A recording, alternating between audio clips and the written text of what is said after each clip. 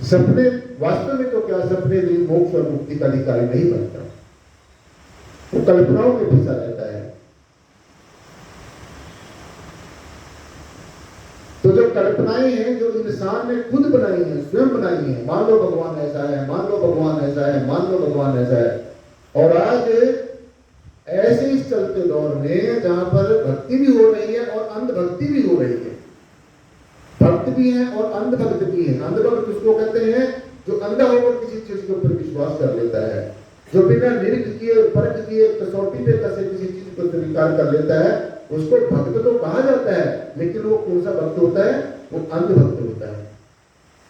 और जो पहले जानकर, पहचान कर, देख कर, परख कर, निरीख करके, कसौटी पे कस के फिर उस चीज को अपनाएगा, उसको क्या कहते हैं?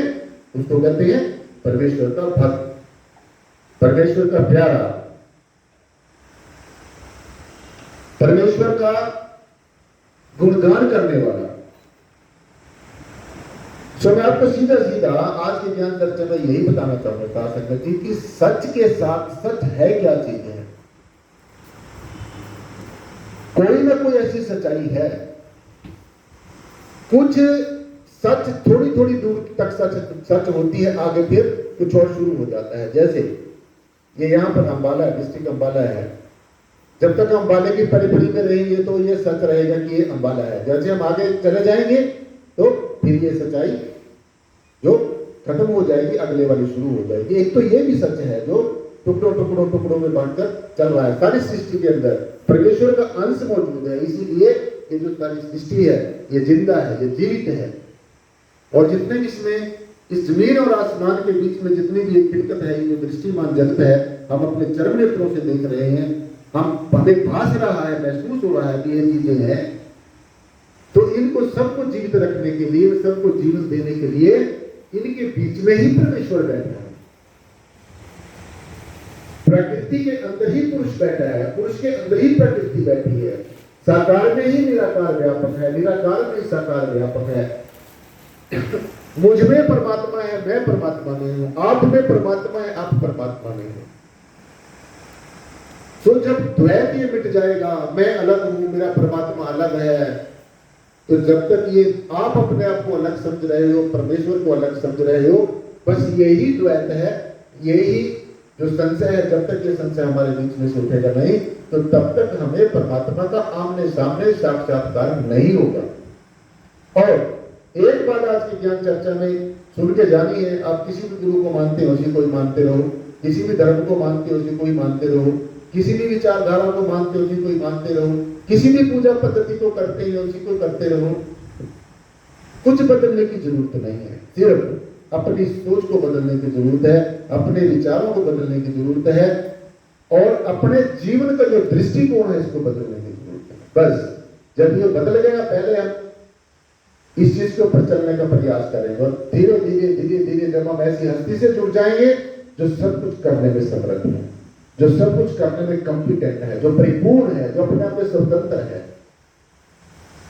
तो सीधा सीधा आपने ये समझ लेना है, जब तक आपने परमात्मा को देखा नहीं है, जब तक आपने परमेश्वर के बारे में जाना नहीं है, ज्ञान नहीं है, पहचान नहीं है, तो जो चीज आपने कभी देखी ही नहीं है, तो उसका कभी भी आप ध्यान क्या होगा नहीं कर सकेंगे। आप मुझे देख रहे हो, मैं आपको देख रहा हूं, आप मेरा ध्यान कर सकते हो, मैं आपका ध्यान कर सकता हूं, क्योंकि हमने एक दूसरे को रूप देखा है। इस बात को सत्य सिद्ध करने के लिए, जैसे मैं भी आपको बता रहा था, अनेकों संत इस दुनिया में आए, इस बात की भूमंडल पर आए और सारे विश्व में आते रहे, लेकिन कुछ संत महापुरुष ऐसे गिने चुने आए हैं। भगवान जी ने कहा कि अर्जुन, जो मुझे तत्व से जानते हैं, निर्गुण निराकार रूप से जानते हैं, सर्वाधार रूप से जानते हैं, अपने आप में मुझे समझते हैं, मुझ में अपने आप को समझते हैं, ऐसे मेरे दाना बिना लोग, गिने चुने लोग, रेयर एंड रेयरेस्ट, समवन, ऐसे लोग मुझे तत्व से जानते हैं।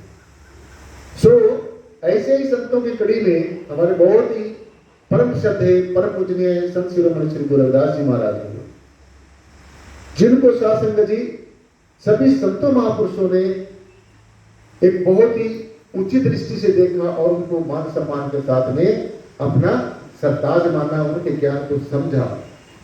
तो ये किसी जाति धर्म वर्ण संप्रदाय का काम नहीं है। एक स्कूल होता है, एक टीचर होता है, उसकी क्लास में हम लोग सब पढ़ते हैं, तो वहां पर किसी की जाति नहीं देखी जाती, किसी का धर्म नहीं देखा जाता, किसी का वर्ण नहीं देखा जाता, किसी का संप्रदाय नहीं देखा जाता, किसी की अमीरी गरीबी नहीं देखे जाते। डॉक्टर के पास हम लोग जाते हैं, डॉक्टर कभी किसी की ये चीजें पूछता है? तो मैं सीधा सीधा आपको ये कहना चाहता हूँ, ये जो जातिवाद का, ये धर्म का उन्माद आज आप देख रहे हैं, धर्म के नाम पर क्या कुछ हो रहा है। धर्म नहीं है, तो एक धंधा बनता जा रहा है, और गरीब लोगों का कैसे शोषण हो रहा है धर्म के नाम पर। आप हम लोग सोशल साइट्स पे देखते ही हैं। तो ऐसी जब स्थिति होती है, उस बात को हमने ऐसे संतों महापुरुषों की वाणी को पढ़ना है, जिन्होंने संसार में एक ऐसी बात कही जिसको कोई भी झुठला नहीं सकता है।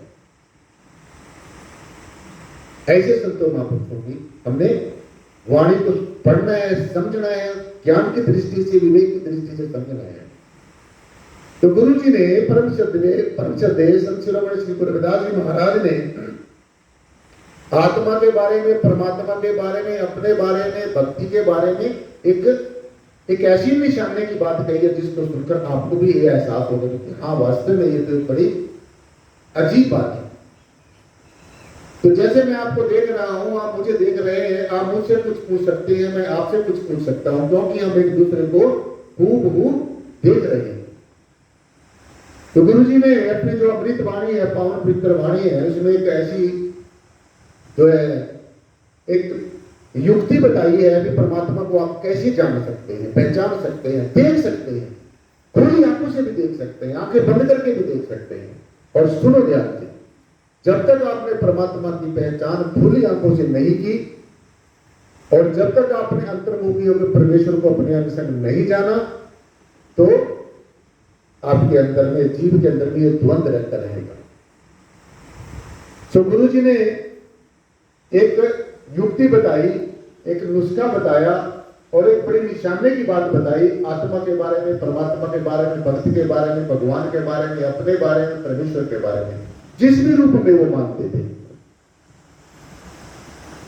और कभी भी हमने किसी नाम का, किसी शब्दों का, किसी और तरीकों का कभी कट्टरवादी नहीं बनना है, क्योंकि जो संत मार्ग है ये बिल्कुल सहज, बिल्कुल सरल, ये तो बच्चों वाला मार्ग है। जब तक बच्चे वाला हमारा भाव नहीं बन जाए, हम सहनशील नहीं बनेंगे, धैर्यवान नहीं बनेंगे, क्षमाशील नहीं बनेंगे, दयावान नहीं बनेंगे, जब तक आप किसी को नहीं बख्शोगे, तो तब तक आप भी कभी भी बख्शे नहीं जाओगे। इसलिए जो बेनती है, अरदास है, प्रेयर है, प्रार्थना है, इससे बड़ी कोई भी भक्ति नहीं है। जो इस प्रार्थना को, प्रेयर को, सत्संग को, भागवत को, कथा को, जहां पर परमेश्वर का गुणगान होता है, जहां पर परमेश्वर के गुणों का बखान होता है, जहां पर परमेश्वर की बंदगी के बारे में बताया जाता है, तो ऐसी जगह पर जाकर हमें ये जो अमोलक दात मिलती है, तो आपने ध्यान से सुनना है। क्योंकि जो संतों के वचन होते हैं, संत वचन कभी ना पलटे, खंड परमेंट पलटे। खंड परमेंट पलटता रहता है, ये ऋतुएं बदलती रहती हैं, रंग बदलता रहता है, रूप बदलता रहता है, आकार बदलते रहते हैं, ये संसार में जन्म होता रहता है, मरण होता रहता है, इसमें हर एक चीज, यानी कि जो भी हम आंखों से देख रहे हैं, जो विशेष हो है ना, नहीं जो बादल की चाहिए, सारा कुछ जो दिख रहा है, ये हमें लगता है कि संसार है।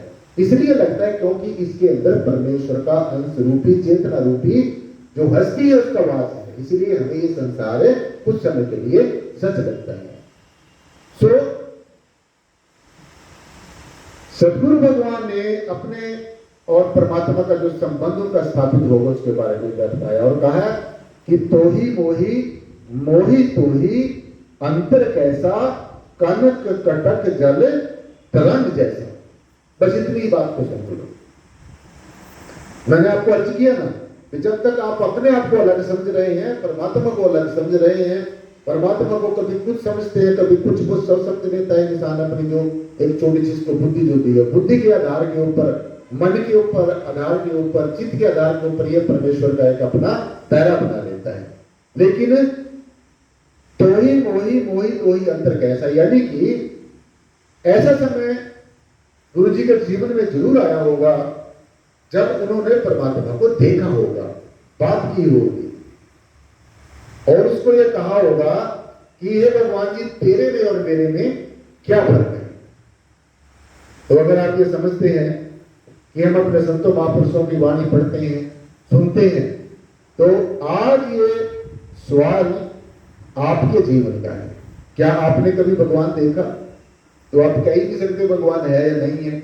क्या कभी आपने परमेश्वर के बारे में जाना कि परमात्मा क्या होता है, कैसा होता है, कहाँ रहता है? अगर सृष्टि के कण कण में व्यापक है, जैसे हमें दुनिया दिख रही है, तो ऐसे हमें परमेश्वर क्यों नहीं दिखता?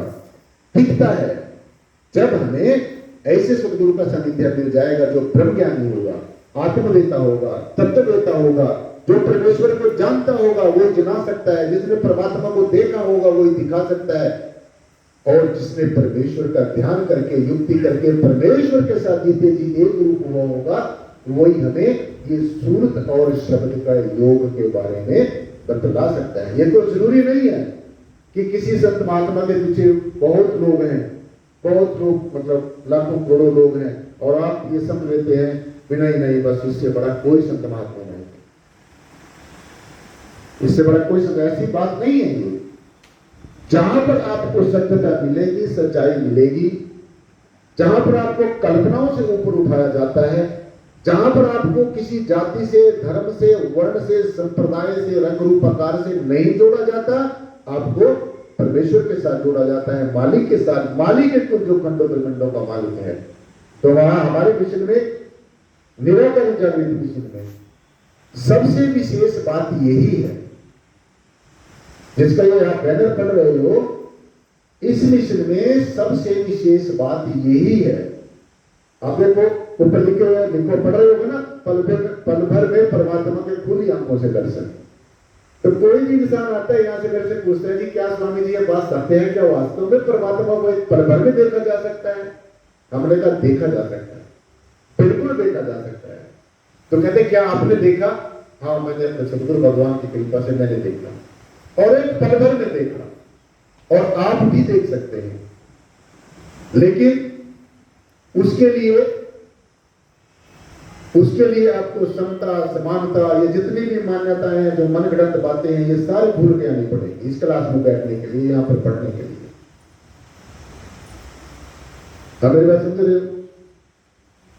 तो जब मैं आपको देख रहा हूं, आप मुझे देख रहे हैं, तो हम कह सकते हैं बताओ जी आप में और मेरे में क्या फर्क है, या मैं भी कह सकता हूं आप में और मेरे में क्या फर्क है।